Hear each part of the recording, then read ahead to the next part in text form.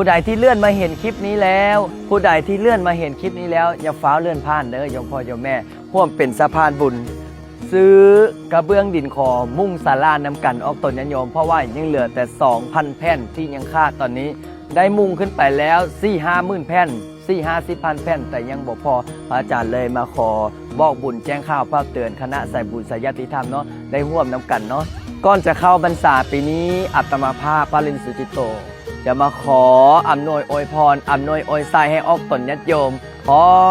ให้บุญบารมีพระพุทธเจ้าพระธรรมพระสงฆ์พ่อแม่ครูบาอาจารย์ปกปักรักษาให้คุณงามความดีไป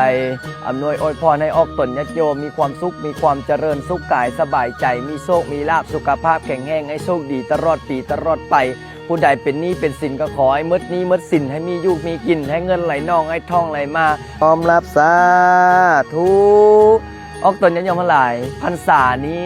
วัดป้าบุญนรินทร์ก็มีพระสงฆ์สามเณรมาร่วมถือศีลปฏิบัติธรรมมาบวชเนาะมาบวชเฮียน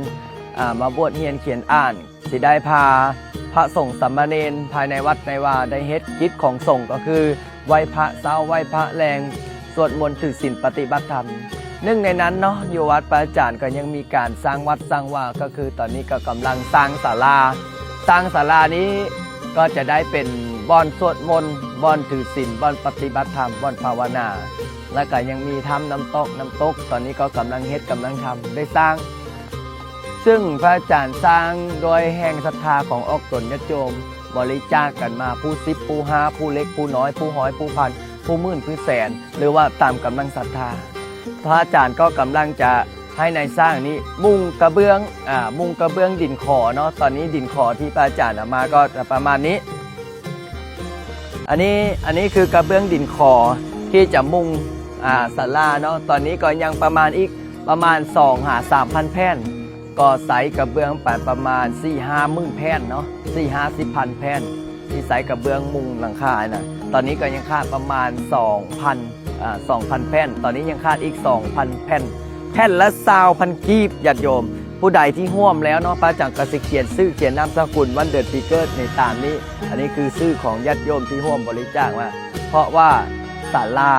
หรือว่าสิ่งอาคารปลูกสร้างต่างๆในวัดในว่าพระอาจารย์อยากให้ออกตนญาติโยมได้ร่วมนำกันผู้เล็กผู้น้อยคือเฮามีกำลังศรัทธาเนาะเล็กน้อยแต่เฮาได้กินได้ทานได้ร่วมอุปโภคโมทนานำกันพระอาจารย์บ่อยากให้ตกขบวนบุญ